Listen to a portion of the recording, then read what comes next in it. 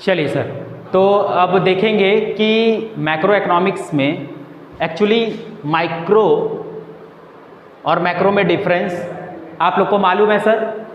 जहाँ पे एक सेलर काम करे, जहाँ पे एक सेलर सप्लाई करे, कोई एक लोग डिमांड करे, किसी एक लोग, कोई एक घर में आपके पिता का क्या इनकम है, वो उनकी नौकरी क्या है, उनके लिए महंगाई कौन से प्रोडक्ट के लिए, कौन से वस्तु के लिए, किसी एक चीज़ के लिए, किसी एक मार्केट में, ठीक है ना, क्या उसका डिमांड, क्या सप्लाई है, ये माइक्रो लेवल का चर्चा था। कोरोना में उनकी नौकरी चली गई, ठीक है ना, तो ये कोई एक इंडिविजुअल की बात हो रही है।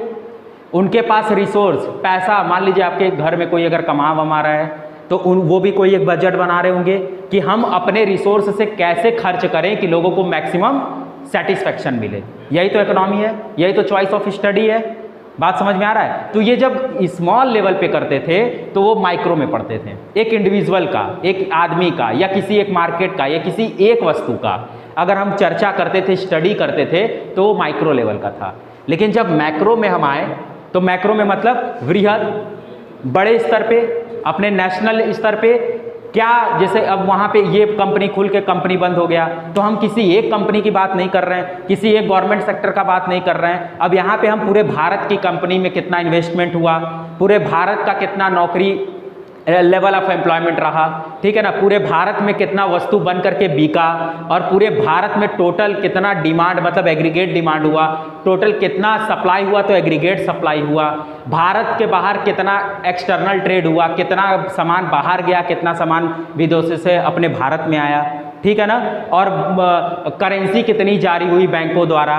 तो एक जगह तो नहीं ना होता है किसी एक लोग को कि हाँ मेरे खाते में या मेरे को इतना लोन मिला। अब जैसे आरबीआई है वो लोन जारी किया या कोई भी बैंक किया तो पूरे होल इंडस्ट्री, पूरे होल भारत के लिए करेगा। तो हम करेंसी कितना जारी किया, मनी एंड बैंकिंग पढ़ेंगे।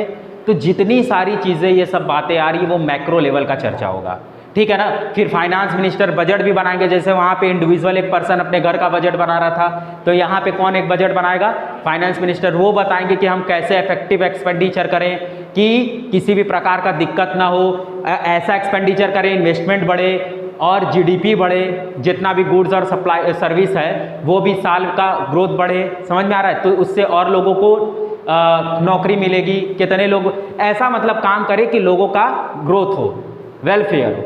हम ऐसा खर्चा करें कि नौकरियां बढ़े, स्कूल्स, हॉस्पिटल, इंफ्रास्ट्रक्चर अच्छा हो। हमको इफेक्टिव एक्सपेंडिचर करना है क्योंकि यहाँ पे भी इनकम रिसोर्स लिमिटेड है। समझ में आ रहा है कि नहीं? तो मैक्रो लेवल पे वेरिएबल्स पढ़े थे, ठीक है ना। वेरिएबल्स वगैरह क्या क्या था बताइए जरा, मैक्रो इकोनॉमिक्स का, मैक्रो का क्या क्या वेरिएबल था, ठीक है। भारत का नेशनल इनकम टोटल, ठीक है ना। External trade, export import Bharat में कितना हुआ, ठीक है ना।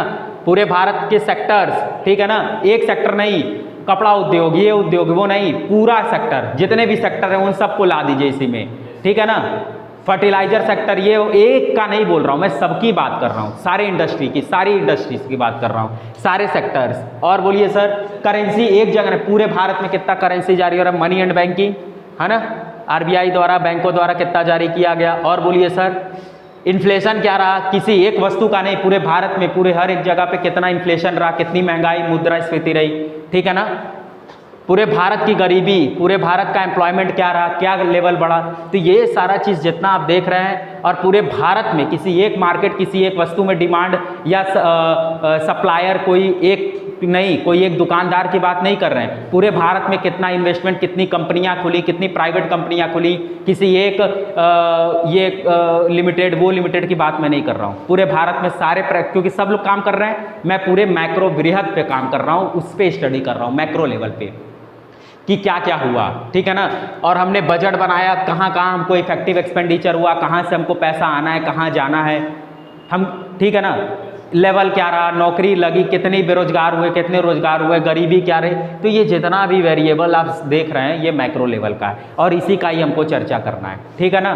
तो हम ये जानेंगे कि पूरे भारत में किसी एक दुकान या किसी एक कंपनी का प्रोडक्शन हम नहीं जानेंगे कि ये इतना प्रोडक्शन किया, लोग इतना डिमांड किए, नहीं, पूरे भारत का कितना प्रोडक्शन रहा, गुड्स और सर्विस कितने बन करके तैयार हुए पूरे एक साल में, उसका मौद्रिक मूल्य, उसका मॉनेटरी वैल्यू, उसको टोटल करना है, ठीक है ना। तो कितना प्रोडक्शन हुआ वही जीडीपी वगैरह को समझना है, ठीक है ना। ये और फिर जीडीपी से फिर हम बता पाएंगे कि भारत का क्या नेशनल इनकम और क्या क्या रहा, समझ में आ रहा है। तो ये सारा चीज़ हमको मैक्रो वेरिएबल्स है, एजेंट्स हैं।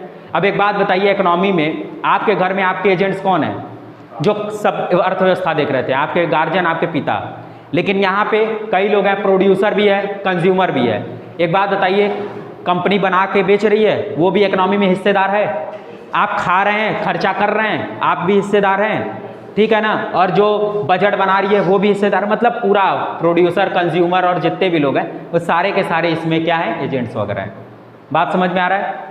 पैराडॉक्स भी बताए थे, विरोधाभास, हाँ, कि भाई मैक्रो लेवल का अगर कोई दिक्कत होगा तो माइक्रो को दिक्कत होगा, माइक्रो लेवल की अगर होगी दिक्कत तो मैक्रो को होगा, ठीक है ना। जैसे आपको बताए थे कि अगर मान लीजिए कोई इन्वेस्टमेंट करा था, इन्वेस्टमेंट करके दुकान खोल के प्रोडक्शन किया था, ठीक है, सामान वामान बना रहा था और सामान बना करके पैसा कमा रहा था और वो पैसा बैंक में रख दिया। कहाँ रख दिया? तो फिर बैंक दूसरे को लोन देगी, फिर इन्वेस्टमेंट होता रहेगा, इसी तरह साइकिल चल रही थी। लेकिन मान लीजिए बैंक में पैसा न जमा करके अपने पास से जमा कर लिया, रखा अपने घर में तिजोरी में बंद करके, तो अब बताइए क्या बैंक के पास पैसा जाएगा? और जब बैंक के पास करेंसी नहीं जाएगी तो वो किसी और को लोन नहीं दे पाएगा, तो फिर कोई और दूसरा कंपनी, कोई और लोग इन्वेस्टमेंट नहीं करेंगे सर, ठीक है ना। तो बताइए माइक्रो लेवल का गलती किया कोई एक आदमी इस तरीके से, और फिर मैक्रो लेवल का दिक्कत होने लगेगा सर। बात समझ में आ रहा है। फिर इन्वेस्टमेंट रुक जाएगा, फिर और भी साइकिल को दिक्कत आएगी। तो ये सारा चीज़ पैराडॉक्स था, स्टडी था, आपका वेरिएबल, ये सारा चर्चा हम लोग पिछले क्लास का कर चुके हैं, ठीक। अब हम ये बोल रहे हैं कि जैसे मान लीजिए अगर हमको नेशनल इनकम हम पढ़ेंगे, कॉन्सेप्ट जानेंगे और भारत का जीडीपी वगैरह जानेंगे। तो एक बात बताइए, सबसे पहले अगर हमको जानना है कि भारत का जीडीपी, ग्रॉस डोमेस्टिक प्रोडक्ट, ये सारी चीज़ों का गणना करेंगे ना, टोटल करेंगे ना। देखिए इधर देखिए, जीडीपी क्या है, अपने डोमेस्टिक, इधर देखिए सर, अपने ज्योग्राफिकल बाउंड्री के अंदर, अपने डोमेस्टिक पार्ट के अंदर जो भारत है, नक्शा वाला वो, उसके अंदर एक साल में किया गया, डोमेस्टिक पार्ट में एक साल में किया गया टोटल जो भी गुड्स और सर्विस बना, उसका फाइनल वैल्यू, फाइनल गुड्स और सर्विस का फाइनल वैल्यू का टोटल कर दीजिए सर, क्या आ जाएगा आपका? जीडीपी। मतलब एक भारत में एक साल में प्रोडक्शन जो भी हुआ, फाइनल गुड्स किसका सर? फाइनल गुड्स जो बन के तैयार हो गया, उसका मौद्रिक मूल्य, उसका मॉनेटरी वैल्यू को टोटल कर दीजिए सर, आपका जीडीपी हो जाएगा। एक साल में बाउंड्री लाइन, डोमेस्टिक जो अपना ज्योग्राफिकल बाउंड्री देख रहे हैं ना इंडिया का, उसके अंदर जो भी चीज़ बना उसका फाइनल वैल्यू, फाइनल प्रोडक्ट का फाइनल वैल्यू। अब एक बात बताइए, फाइनल गुड्स, तो अब गुड्स क्या है इसको हमको जानेंगे, क्योंकि जब तक क्लासिफिकेशन अगर नहीं करेंगे कि किस किस तरीके के गुड्स को हम जीडीपी में शामिल करेंगे, नहीं करेंगे, तब तक हम बता ही नहीं पाएंगे भारत का नेशनल इनकम। तो हम अब जानेंगे सर क्या, सबसे पहले गुड्स के बारे में। तो गुड्स कैसे कैसे और किस तरह के क्लासिफिकेशन करेंगे मैक्रो इकोनॉमी में, तब हम जान पाएंगे भारत का जीडीपी और फिर नेशनल इनकम वगैरह। तो हम गुड्स का इसमें डिस्कस करने वाले हैं, ठीक है सर, ठीक।